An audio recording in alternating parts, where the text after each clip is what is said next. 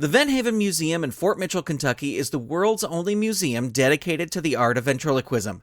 Housing more than 900 dummies used by ventriloquists from the 19th, 20th, and 21st centuries, Vent Haven's uniqueness draws tourists from literally around the world.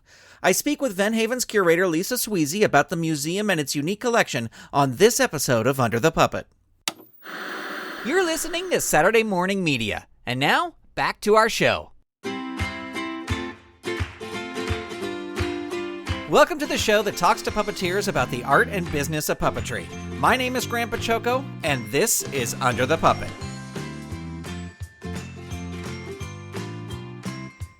Well, Lisa Sweasy, thank you so much for being on Under the Puppet. Thank you so much for having me. I'm glad to be here. Now, you are the curator and director at the Vent Haven Museum, and I would love to know a little bit of the history of Vent Haven. It was established by William Shakespeare Berger. Can you tell us a bit about his story?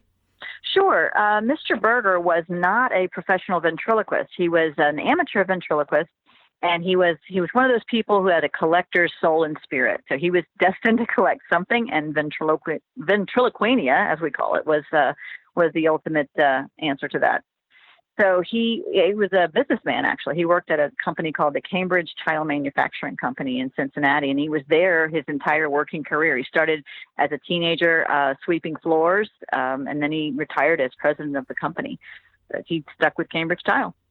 Excellent. And as he got into collecting these ventriloquist dummies and figures, he got more involved in the world of ventriloquism, right? Like he became the president of the International Brotherhood of Ventriloquists at one point. That's right.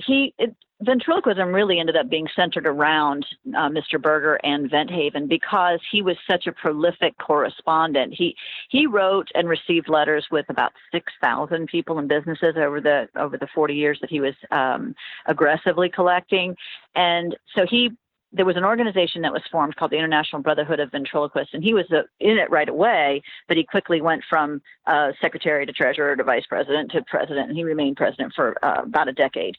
And then when he stepped down, it actually folded. He just really carried a lot of the vent community on his shoulders.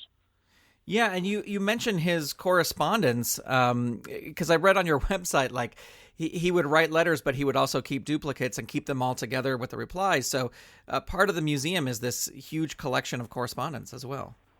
Yes. Actually, up here in my office, there's 7 4-drawer file cabinets that are completely full of his personal correspondence with people. It was an amazing thing that he did by keeping the carbon copies. I just think that he must have had the vision that this would go on after he passed. So we do have both sides of the correspondence and his exchange with people. And it's amazing. It's an amazing thing to read because, some of these people he was corresponding with were, they were mentioning politics and they were mentioning just public or, events out there. And it's just interesting to read in context where he's trying to get a dummy into his collection, but he makes a mention of Pearl Harbor, and it's just a stunning thing to read. It's quite extraordinary. Yeah. Why do you think he was so passionate about the art form? I think I wrote his biography a few years ago, so I did a lot of research about him and his personal life. So I think several things went into that. One was that the actual lifetime that he lived, which was from 1878 to 1972. So you're talking about basically vaudeville through Ed Sullivan. The ventriloquism was just so common and popular during all of that time that it would be, almost like someone collecting records or something.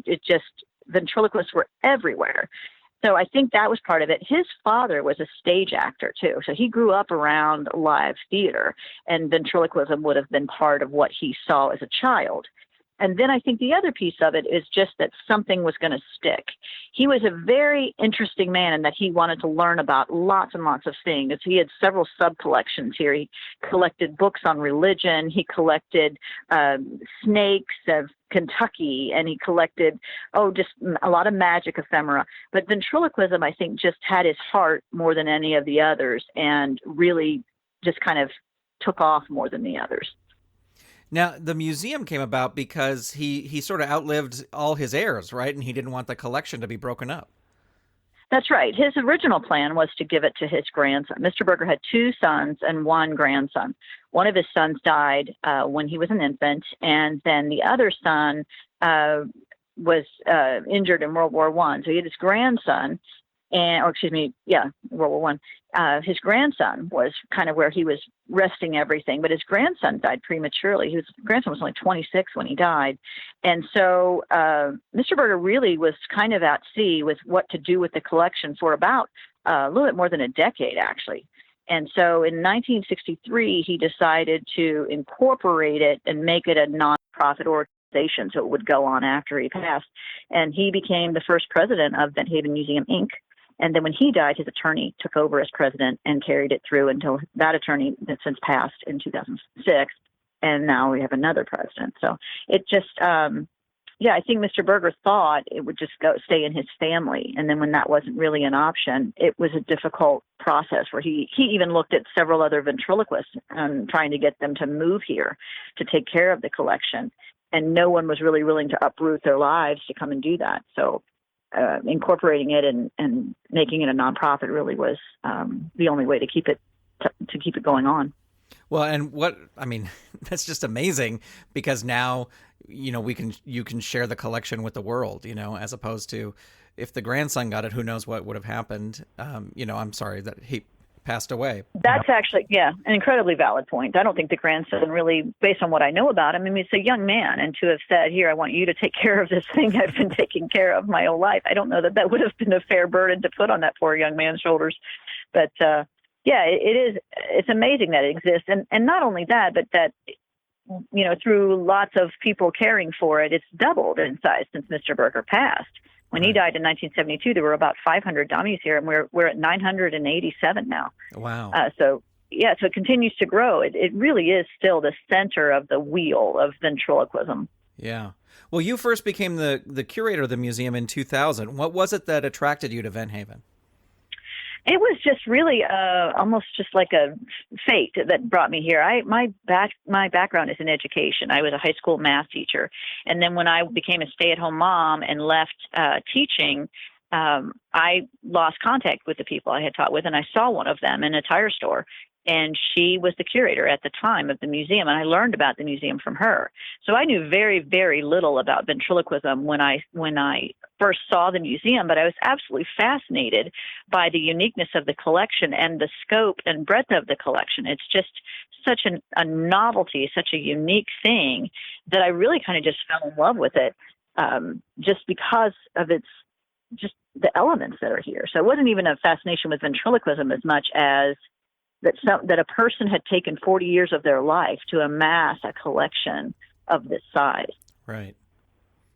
Yeah, I was fortunate enough to see it a couple years ago, and it's so impressive. It's so amazing to check it out. I can see being, fascinated with it right away. I'm still was talking about it today, and it was 2 years ago that I was first there. Yeah, it's just it has to be seen to be believed. That's what I tell people when I tell people what to do for a living, and they're like, "You do what? You take care of what?" And I say, "You have to come see it." And to a man, anybody who comes here leaves just absolutely impressed with just the existence of the place. It's just phenomenal. So I'm quite a fan. Yeah. Well, that's good because you're the curator. Yeah. Now, you mentioned that the museum has close to 1,000 ventriloquist figures in it, but only a small portion of them are on display, right? Well, actually, no, a small portion are stored. We try to get everything out that we can. There's about 150, I guess, that are in storage at this point, and most of them that are stored are duplicates. They are, let's say, a Juro Novelty Danny O'Day doll, where we have 20 of them. It's basically the same piece over and over again. So we store for that reason. We also store dummies that are in such bad condition that any handling at all could damage them further, or they're just not okay to put out. So we have dummies like that, and we have some that are just offensive that we just don't want to put out because they're just too rude.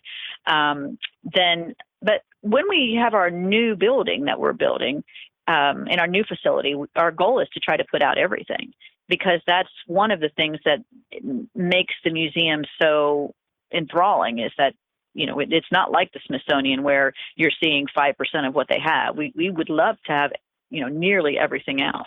Yeah. How many figures approximately are donated annually to the museum? We get between 20 and 25 a year, so it's still growing pretty rapidly. The class of 2020, I think, was 25 dummies. Wow. And what's been the most unique item donated while you've been the curator? Honestly, I hate to play favorites because they're all special in their own way. With regard to the class of 2020, what's drawing the tourist eye are these two look-alike dummies of Penn and Teller that were made and used by an artist, ventriloquist magician named Damian James, and he used those on the show Fool Us that they have, and so that they are great likenesses of Penn and Teller, and the tourists are all gawking at them because they're such great pieces. So that for this year, I would say that those two are getting the most attention. But over the years, we've gotten some incredible donations here that I just am floored that we have at all. While I've been the curator, Jeff Dunham donated a Walter that he had actually performed with. So that was a major acquisition for the museum. We've gotten groups of dummies where it's the whole act. For example, Jim Teeter donated all of his presidential dummies. He did presidential humor, political humor for decades, and he donated all of his president dummies at one time, and that was a major donation. So I think every dummy is worth people's attention, but that's a few examples of some of the stuff we've gotten. Yeah. Are there pieces that the museum kind of pursues? Like, oh, we want to get that for our collection?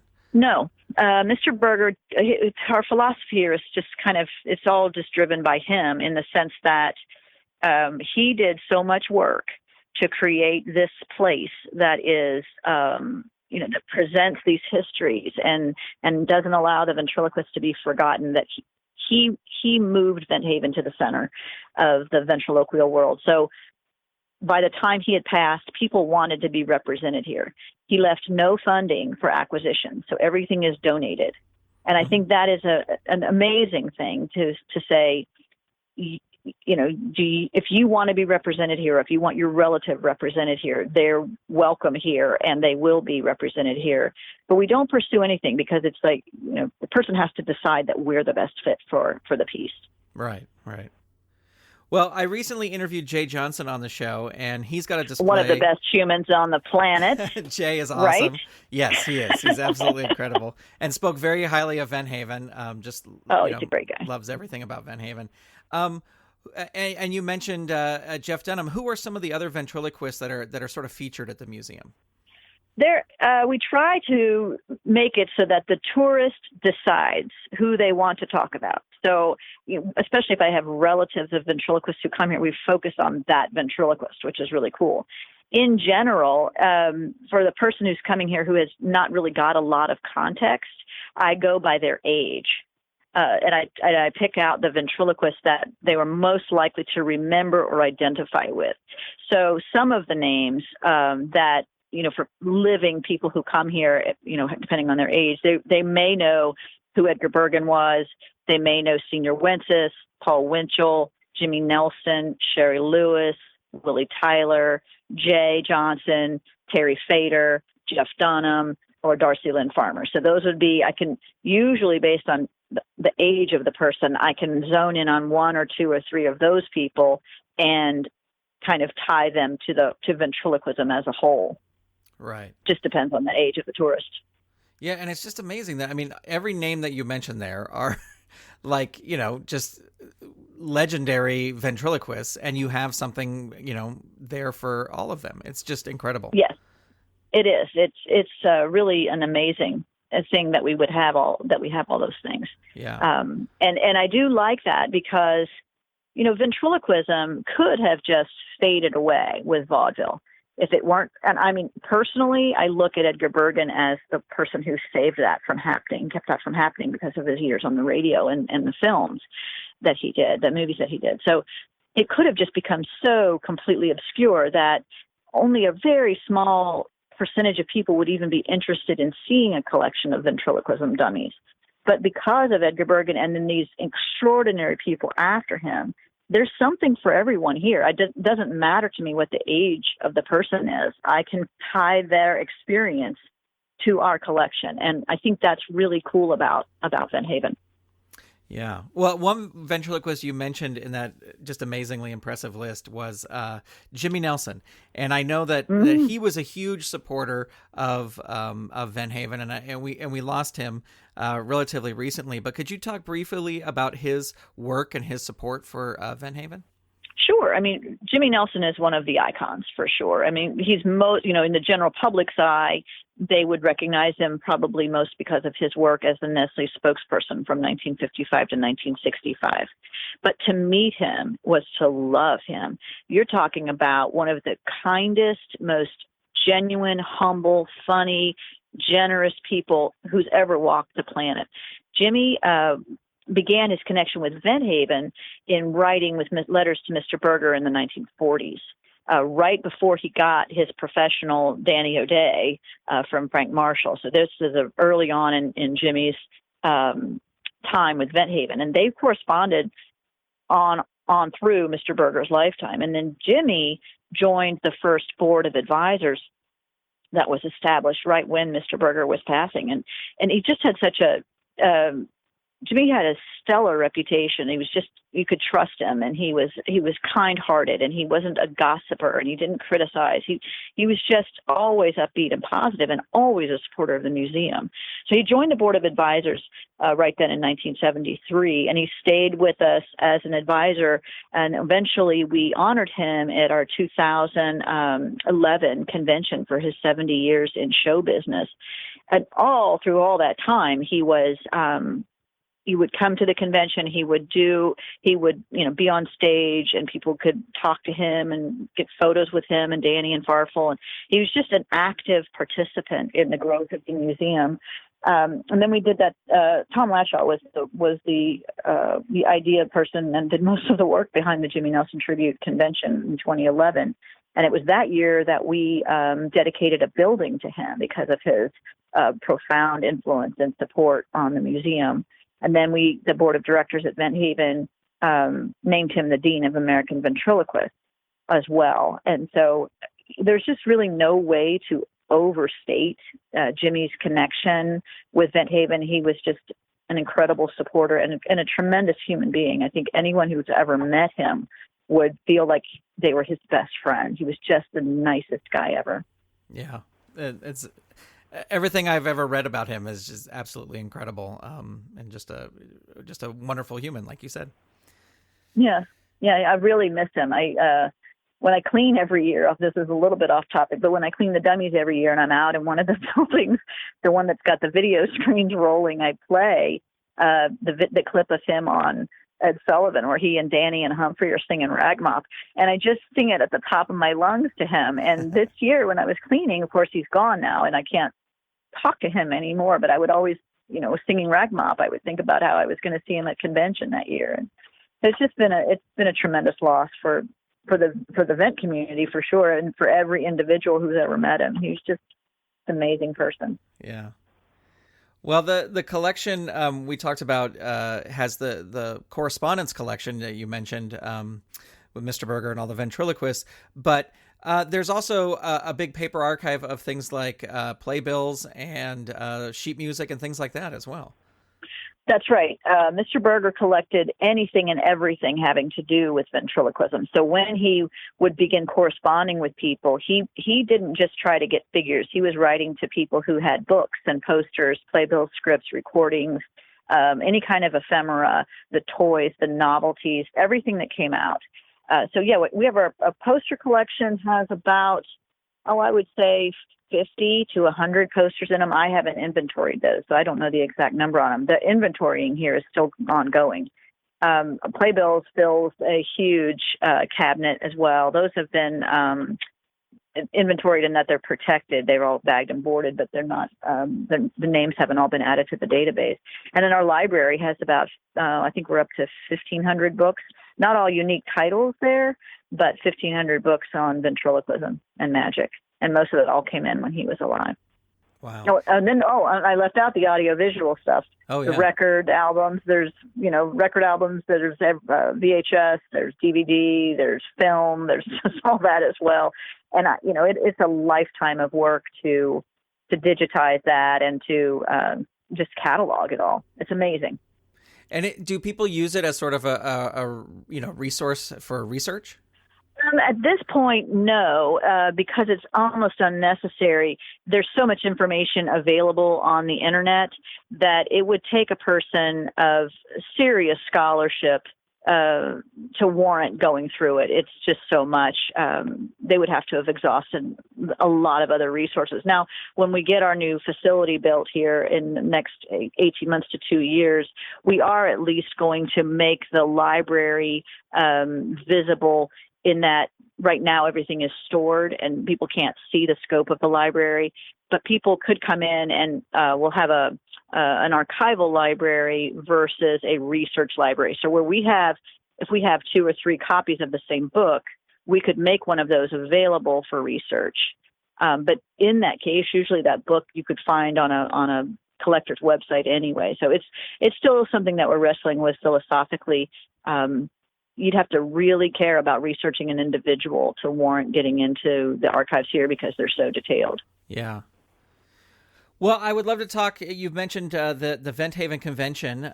Could you tell us a little bit about what that is? And I know it's not happening this year, but just the convention in general. Can you tell us a bit about it? Sure. The convention was started in 1975 as a vehicle for raising funds for the functioning of the museum. And then every year since, except for, of course, this year, then in 1997 and 98, there was not a convention. But other than that, there's been a convention every year that's grown and grown, starting off with about 200 people, peaking at over 700 when we had the Jimmy Nelson convention, and averaging about 500 a year. Who come from a dozen countries around the world. Many non-English speaking people come to our convention, and they get together and bring their dummies and their puppets, and we have lectures on everything from choosing a sound system to writing material to taking care of your puppet to figure manipulation. Most of the educational stuff like that is going on in the daytime, and then at night it's everything from open mic through the amateur shows all the way up to the big name professional shows. Do you think that the convention is a worthwhile destination for ventriloquists who are just starting out their journey in the art? I think the convention is the place to start, personally. Like it is the coolest place to meet and learn. You meet people from all over the world at every stage of performance. So there are amateurs, hobbyists, paraprofessionals, professionals, and then the big names. Everybody comes to convention. And then the opportunity to learn there with your peers in this really non-judgmental environment is, I think, invaluable for someone who wants to be a ventriloquist. It used to be, I think, that people had to kind of learn on their own. And now you've got all these people that you can learn with and get feedback from instantaneously. And I think there's nothing like, a one-on-one conversation with someone. I mean, all the digitizing in the world isn't the same as someone sitting right in front of you talking about your lip control and whether or not you're funny and what your puppet or your dummy is doing and just giving that feedback on site. So I think the convention's invaluable. And everybody I've got, tourists who come where they say, oh, this is my son, Danny, and he's been doing ventriloquism for 2 years, and I press them to come to the convention. It's just the best place to learn. Yeah. And to also network, because in this business, networking is everything. So to start meeting people and getting to know them. It really is. It really is. I mean, the puppetry community as a whole has a pretty large umbrella, but then when you start getting into the specific branches of puppetry, you do need people who are doing the art form in the same way. I mean, I'm sure, for marionetters, that's a whole thing versus, people that do ventriloquism or other types of puppetry. You need to get with the people that are in your exact group. Yeah, to learn from them. Yeah. Well, you mentioned your new facility, and I want to talk about the capital funds campaign that you are running to help build that new facility. Yeah, we started fundraising 3 years ago, and we are incredibly close. I think we are now at 95% funded Wow. for that. So we've actually moved towards the early phases of construction. We have an engineer, and we are going before the Board of Adjustments, and we're doing all of those preliminary hoops. We've had our drawings in place for 5 years now, so we're tweaking those. And it's been quite a challenge to raise the money, but we're getting very close. And it's honestly not thousands of people, but hundreds and hundreds of people have helped us along the way. We've had some very big donations, but we've had a lot of people in the Vent community who have given us, smaller gifts, but I guess kind of, all the love that goes with that. So it's been really an amazing thing in unifying the ventriloquist community around this goal. Well, and if people want to help out with that cause or to look more into it, they can go to the website, right? You have a link there. Right. Our website is venthaven.org, and there's a whole section there about the Capital Funds campaign. And generally, our reasons for what we're doing is because of the growth of the collection. The collection's almost doubled since the last construction.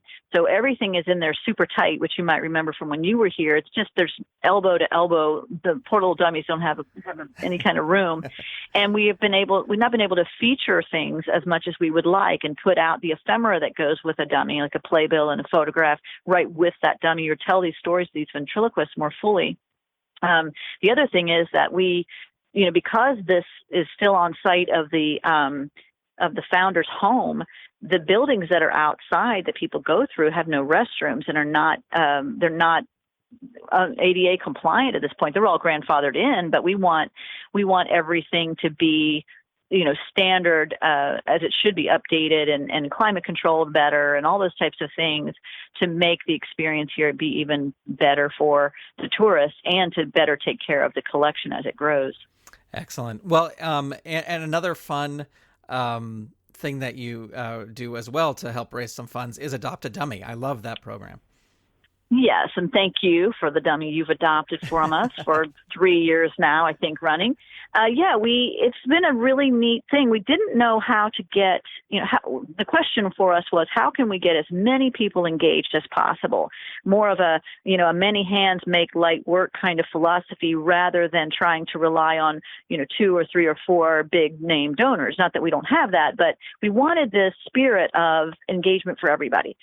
So we decided to do this tongue-in-cheek adoption program where, for $50 a year, your name is added to the dummy's identification card, and it says, "I've been adopted by, under the puppet," or whatever. So it's, I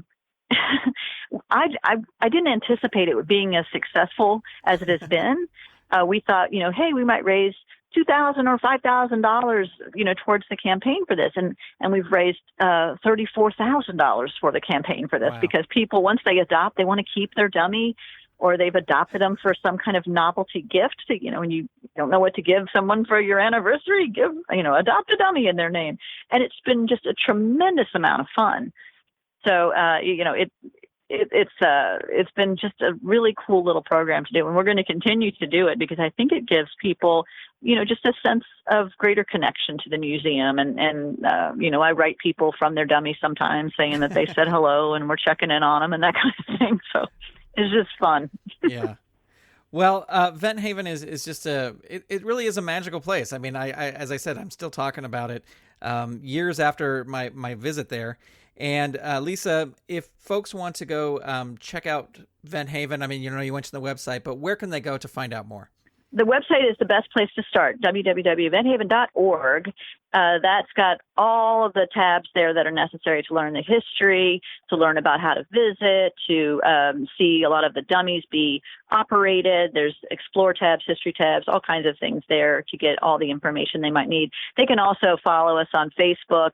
We've got a pretty active presence there at Vent Haven Museum, and then I'm on Twitter and on Instagram as well. It's a neat place, and it is a seasonal museum. We're open just May through September. This year we're going to stay open, I think, through October because of the pandemic. But in general, we're open May through September, and it's by appointment. All the tours are guided, but it's very simple to get an appointment. You can just email me at curator@venthaven.org, or you can call me. The phone number's on the website as well.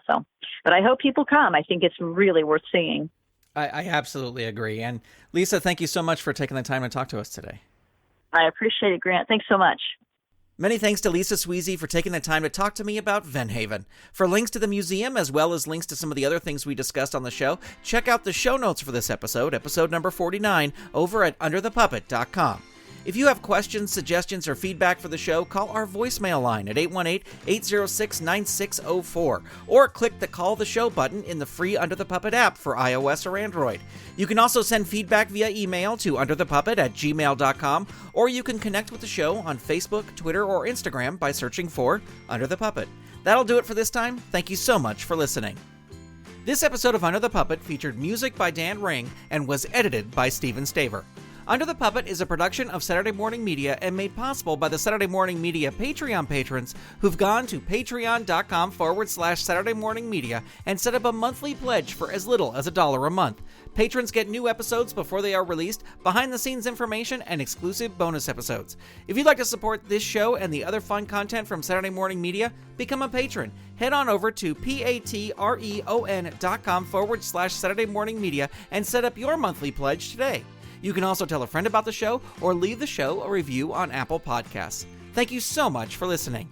Under the Puppet is copyright 2020 Saturday Morning Media, Grant Bachoco executive producer, all rights reserved. www.saturdaymorningmedia.com. The new Under the Puppet app is here for iOS and Android, and it is absolutely free. Download it today to get all the episodes of Under the Puppet in one place. Plus, you'll hear new episodes before their release, get exclusive bonus episodes, and more. Just search for Under the Puppet in the Apple App Store for iOS or on Google Play. You can also visit SaturdayMorningMedia.com/apps for direct links. The free Under the Puppet app for iOS and Android. Download it today. You've been listening to Saturday Morning Media. Stay tuned. We'll be right back.